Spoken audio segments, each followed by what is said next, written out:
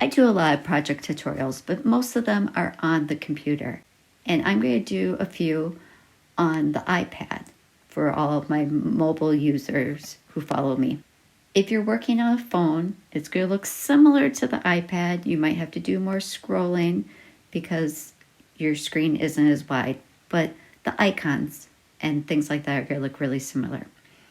So for this, I'm going to be doing iron-on vinyl on a shirt. And I purchased an SVG file. So let's go get the SVG file from my email and download it and start making our project. I purchased this SVG file from Creative Fabrica. There are lots of places you can get SVG files.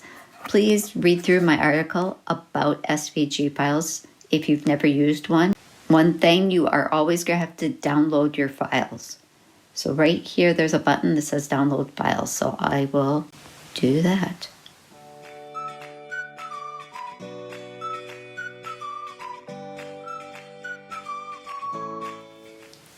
So now that I'm logged into my account, I can see all the different SVG files I've purchased over the years. This is a great resource.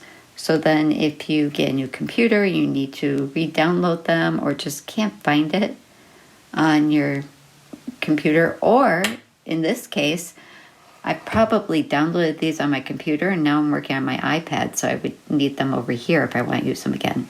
Anyway, it's a great way to keep track of everything. So I'm going to click the download button. So you have to be in Safari. You can't be in Google Chrome in order to download that. And then I am going to save that to my files.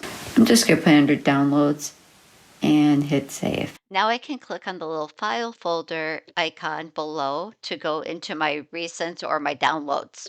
Here I can see the zip folder. I have to unzip it to get inside of it. So I'm going to hold down on it, and unzipping and uncompressing are the same thing. So I'm going to choose uncompress. So now it's a folder I can get into. So now if I click on that, it opens it up and I can see there's lots of files in here. The first one has a .eps on the end. The second has a .dxf on the end. If I hold on this one and go get info, it is a PNG image. So if I wanted to do a print then cut, my PNG would be what I want to upload. But I want to do a cutting image or a cutting design from vinyl. So I'm going to use the SVG. Okay, so let's go back in Design Space. We're going to click Uploads, and we're going to browse to our files because we downloaded and saved this to our files. So then we'll go in that folder and pick that one. And you can see it's defaulting straight to a cut file. That's because this is an SVG file, which is a cutting file. If I would have picked the PNG, I would have had to remove the background and tell it, how I wanted to save it. So I'm just going to name this one and hit save. And now it came in really big. So I'm going to click on it and hit edit and change the width to 3.75. There we go. So you don't have to cut this SVG file exactly as it is. I'm going to be putting it on a rainbow colored shirt. So I really just want the letters and not all the rainbow stuff. So I am going to go under my layers panel.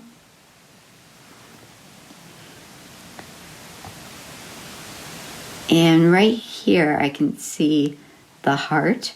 So I'm just going to turn that off. I really just want the words. I'm actually going to cut this out of white. So I'm going to go edit and change it to white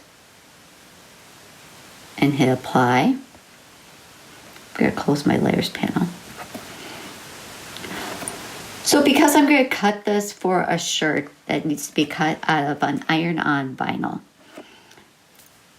For iron-on vinyl, or also called HTV, you're going to want to cut from the back side of the vinyl, which means you have to flip or mirror your design so it cuts out correctly.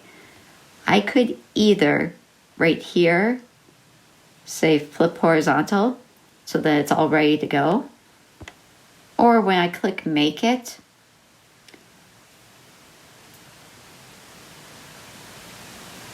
I could mirror it here. So this is a really good example of another thing you have to check with SVG files. Sometimes when you click make it, you'll see that everything's all jumbled up and not how you had it. That's because it's looking at all of these elements as separate pieces instead of one big word or phrase. So because I want to hold the placement and position that's exactly as it is here, I'm going to click attach. Attach holds placement and position. So now when I go make it, see how everything is staying exactly lined up like I wanted it? And it's showing me over here the basic cut. I'm cutting this on a mat, a 12 by 12 mat. Here's my mirror it. And when I click next, it's going to connect to my machine and we can start cutting. You can see that I have my white iron-on vinyl loaded onto my cutting mat. I'm going to try to show you my iPad and not get a glare, but I want you to see, since I have that open corner in the upper right, I'm just sliding my image over to the upper right corner on the cutting mat before I hit the go button. So this will be nice because I've already used this vinyl before. So now when I load it, instead of starting to cut in the upper left corner, because I slid that whole image over, it's going to cut in the upper right. It's just a nice feature. So if you're cutting from a piece of cardstock or vinyl that you've already used, you can tell it exactly where you want it to cut.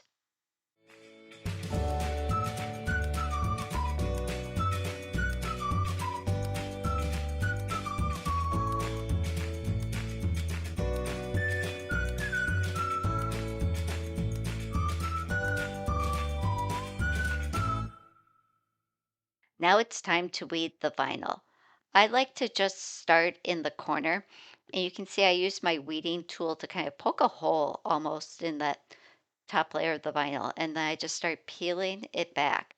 I prefer using the Caesar Easy Weed vinyl, and if you go to my website, shawnmosh.com, you'll be able to search the word vinyl, and you'll find my vinyl buyer's guide.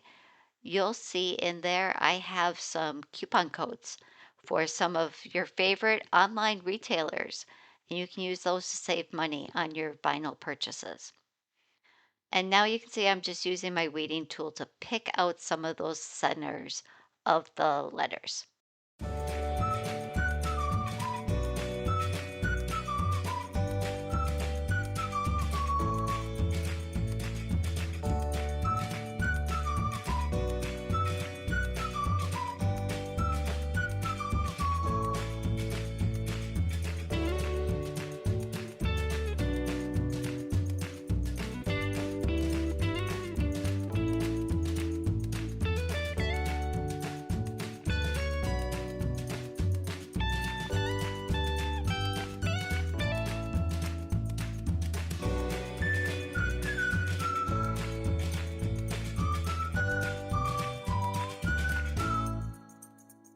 I'd like to thank Summer Everest for supplying the shirt. Before I even start to put the iron-on vinyl on the shirt, I'm going to press that pocket. And I'm using the parchment paper so that I'm not putting heat directly on the shirt. That's going to make sure that you don't burn the shirt, but also that it's a warm and smooth surface ready for pressing. So now I'm going to position the iron-on vinyl right over on the pocket, and you can tell I didn't really like the positioning, but that's the nice thing. I can pull it up and reposition it. And then I will put the parchment paper over the top, and I'm using my mini press. I have the temperature set up to 3 all the way there, and I'm just holding it for about 10 to 15 seconds in each spot as I move around. Now, you could use a full-size press, but for this little pocket piece, I just didn't feel like warming up my whole press.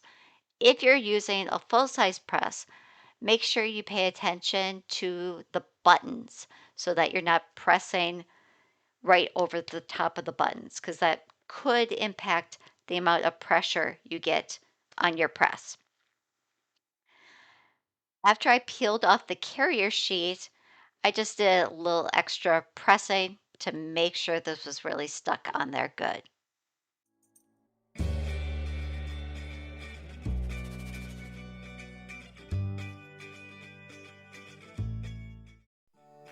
Before you go, make sure to like, subscribe, and comment below. I love to hear from you.